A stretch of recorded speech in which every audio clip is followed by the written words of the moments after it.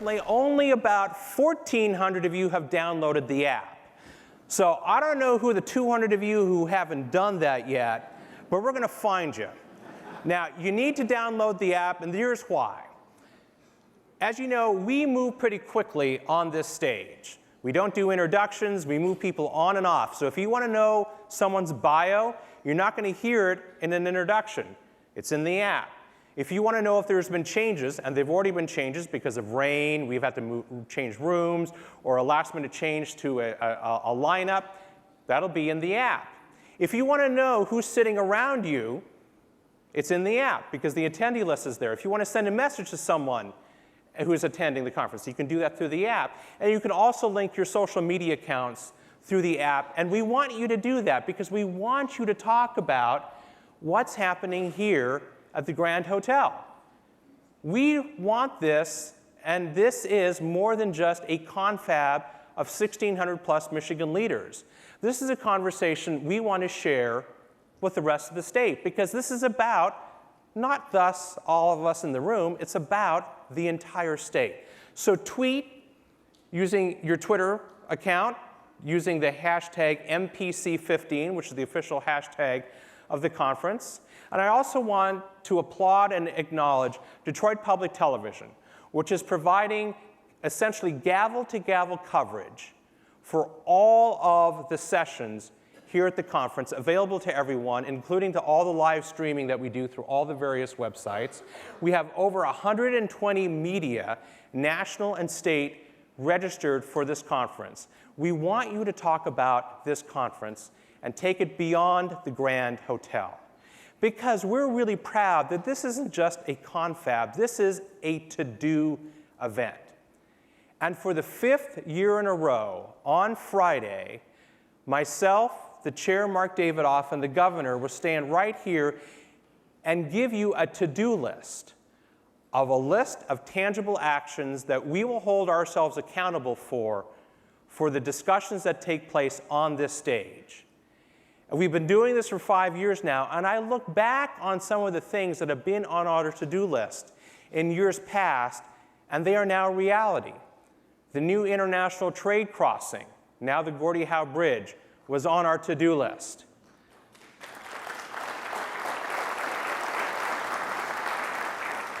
The repeal of the personal property tax was on our to-do list. The change in Michigan's tax structure was on our to-do list. Lessons learned trips to Washington, D.C., Pittsburgh, and New Orleans were on our to-do list. The creation of an entrepreneurial support program called StartGrid was on our to-do list. All of these things were on our to-do list, and Thursday morning, the Chamber's chair, Hank Cooney, will stand here and deliver the report card for the 2014 to-do list, and you can judge for yourself with a written report if we have actually indeed held ourselves accountable. And I don't know of any other event in the nation that regularly holds itself accountable the same way we hold ourselves accountable at the Mackinac Policy Conference for actually doing what we talk about. Because being results-oriented is more than a catchphrase for us. It's how we want to do business. So look for Hank's report tomorrow morning. Now, there's several new things this year. One is that you're going to see a lot more young people as part of this conference than you've ever seen in the past. And we're really excited about this. You just heard the Detroit Symphony Civic Jazz Ensemble perform in the lobby, some of Michigan's greatest young, talented musicians. And I want to thank Mark Davidoff, who also sits on the Detroit Symphony Orchestra Board, for making their presence here possible. And they'll be performing again later on in the day, so if you missed them, you still have a chance to see them. And also, the Michigan First Robotics teams. Where are you guys? You're back in the corner there? There you are. Woo!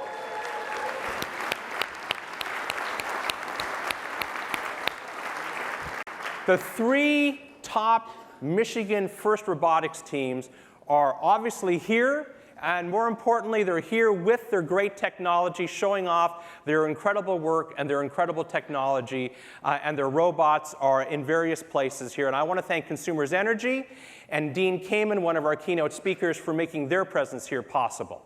And I also want to welcome the Harvard Business School Young American Leadership Program's Young Emerging Leaders, who have been hand-selected by Harvard Business School to represent the city of Detroit to be with 10 other cities across the nation later on this spring at Harvard's campus, and I want to welcome them here today. So please welcome all of our young emerging leaders.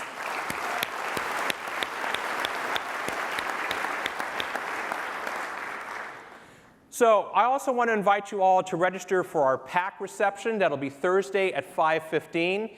Now think back a year ago. A year ago at this conference, the Grand Bargain was exactly halfway done. And there was a big question mark going into the conference on Wednesday of last year if the Grand Bargain was going to get done. By the time Friday rolled around, we all knew it was going to be a done deal. The momentum had built, and this conference and all of you played a huge part in that success. So our PAC reception, separate ticket required, but well worth the check, and I promise it goes to a very good cause, is focused on the relationship between the city of Detroit and the state of Michigan 1 year after the Grand Bargain. And I'm very pleased that House Speaker Kevin Cotter, City Council President Brenda Jones, Detroit's Chief Government Affairs Officer Lisa Howes, and Arlen Meekoff, the Senate Majority Leader, have agreed to participate in a really great discussion. So please join us at the PAC reception on Thursday at 5:15. But that's far from the only time we're going to examine urban issues and economic opportunity. The Grand Bargain will also be on the agenda first thing tomorrow morning.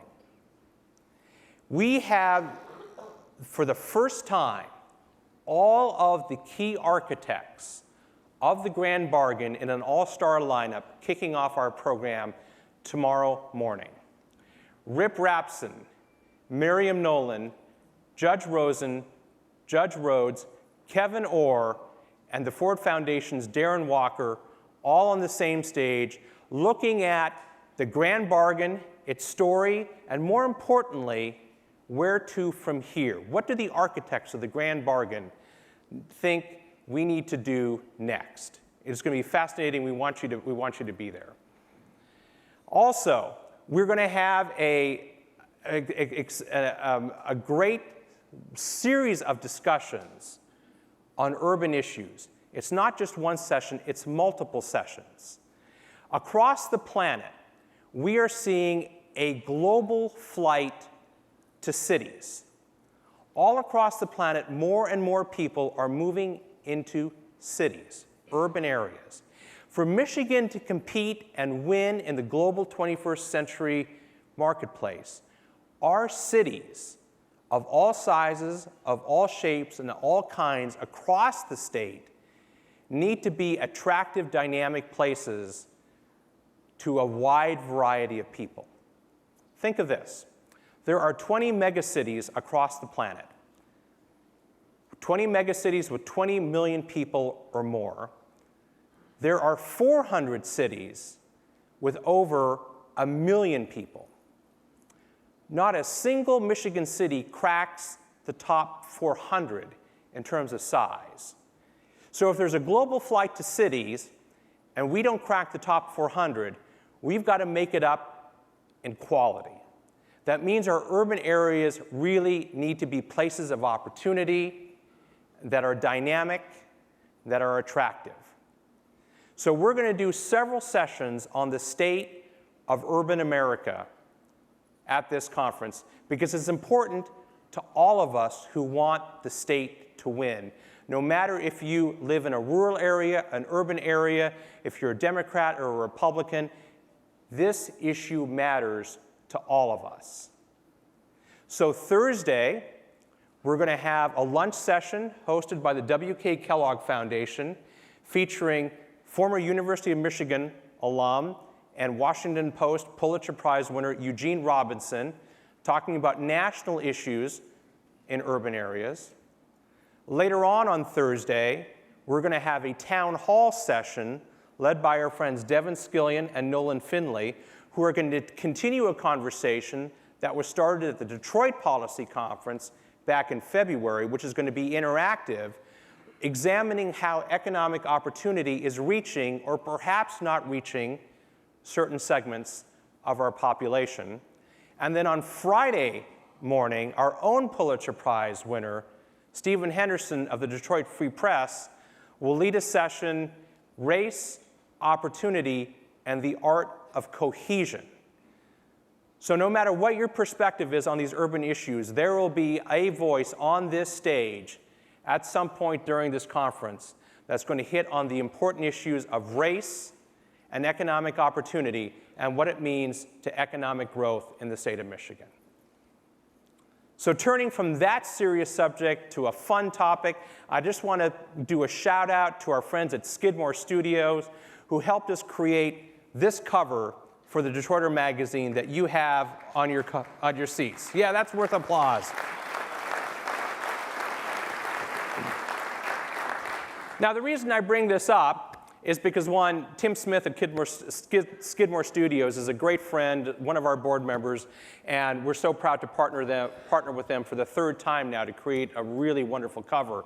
But it's really important for what this cover says. If you notice that it's a Lego theme. And what are Legos all about? Well, first of all, the movie was Everything is Awesome, right? And we think right now there's a lot of awesome things happening in Michigan. But Legos are about building and connecting. And that's what we're doing in Michigan, and that's what we're doing at this conference. And we're really excited about this cover, because building and connecting is really the theme of this year's conference. We've made amazing progress in this state over the last handful of years. Think about what's happened in the last 5 years. We've gone from being one of the worst states in the nation to do business to one of the best. We now have reached the national average for unemployment. When's the last time that happened in the state of Michigan? Our private sector job growth is leading the nation, and our economic growth is one of the tops in the nation. Young people are moving back into our cities, and actually people are moving back into the state of Michigan. All of these things are incredible, groundbreaking things that we really couldn't have even imagined 7 years ago, but they're reality today. So the theme of this conference is how do we build on that success? And how do we not rest on our laurels, even though we have some pretty damn good laurels right now? So that's enough for me right now. I want to thank you again all for being here. Now it's my pleasure to turn the stage over to my friend, the chair of this conference, the person who's given this conference passion and vision, Mark Davidoff, the managing director of Michigan LLP for Deloitte.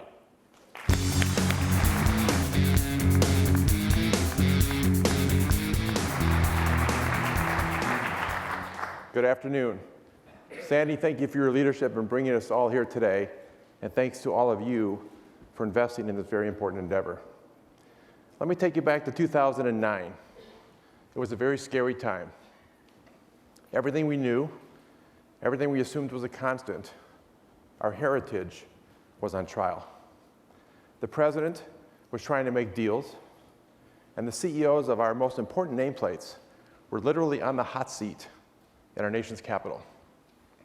Now, as an optimist, I believed it was all going to work out. I believed that somehow the forces that were at the table would find a path forward, and we would avoid what we were trying to not think about. But then we heard the B word, bankruptcy. Who would have thought that we would hear that word regarding our heritage? And who would have thought that one bankruptcy would have been the foreshadowing to a second and to a third? After all, we put the world on wheels. We taught the world how to say, "I love my car." Now, go to 2010. We had lost 1 million jobs in the state, and there were a series of barriers to progress, each of which individually would have been enough, but put them together, insurmountable. Now, if you look and fast forward to today, you have to say to yourself, that's pretty amazing. Look at all that we've accomplished since 2009, all of the progress and all of the barriers that we knocked down. An ineffective state government with zero reserves, a broken financially Detroit, a job-killing business tax, and no ability to attract any inbound investment.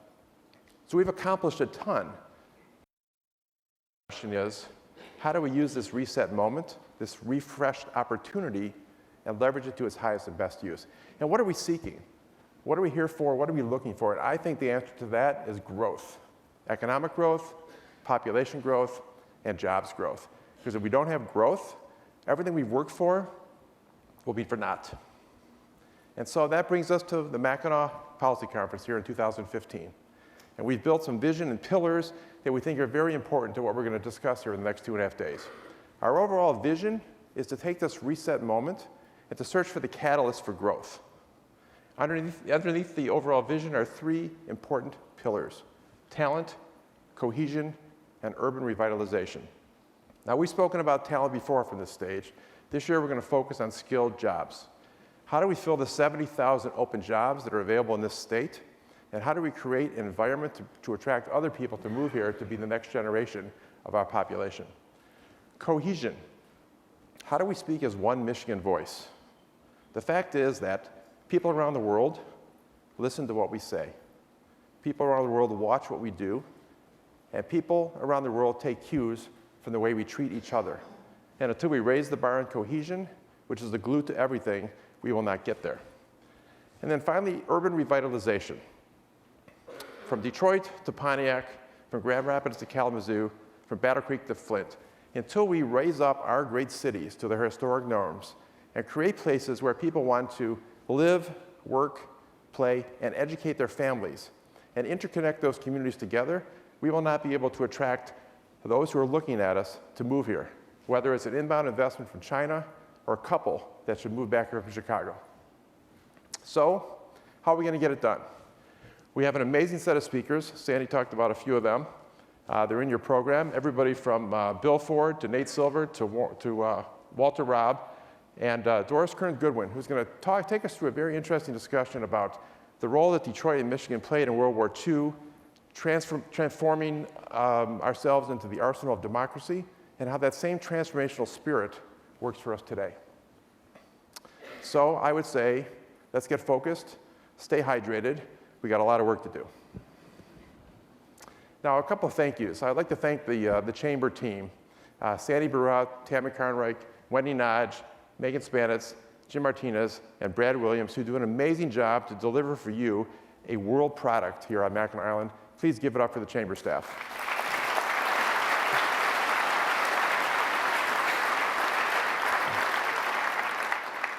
Next, I want to thank our current board chair, Hank Cooney. Hank sat in these shoes last year and has done a phenomenal job in leading our chamber. And if you look back at the 35 years of this policy conference and those who have led this conference and then the chamber, it's an incredible list of leaders. Many of them are here today. I would like to ask all past chairs of the chamber to please stand to be recognized.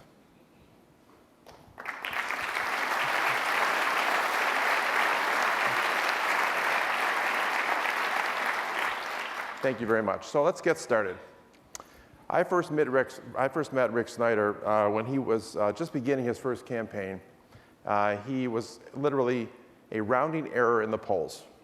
And he came to the Deloitte office in Detroit to meet a few of us to talk about his vision. We had a very engaging conversation. And as you might know, the governor's a CPA. And we had a terrific conversation, and we understood what he was saying. We understood how he was saying it. We understood his vision. And he left, and we talked for a bit, and we said, wow, we really like this guy. He's just like us. It's perfect. Now, the governor's known for a lot of slogans. One tough nerd, no credit, no blame, relentless positive action. And on the surface, you might say the slogans are interesting, but they don't really mean anything. But if you peel that apart and you really understand the DNA of the governor, this really is his core. And having been at the National Governors Association meetings and watching how other governors watch our governor, and watching how other governors are understanding the template that our governor is building in Michigan under these sort of slogans, it has deep meaning, and the governor means it. Now, I mentioned that the governor's a CPA. In fact, he's only the third CPA in U.S. history to be a sitting governor, which is pretty incredible, and as a CPA, very proud of that in my profession. And I've said to the governor before, with all due respect to our lawyer friends, now it's our turn.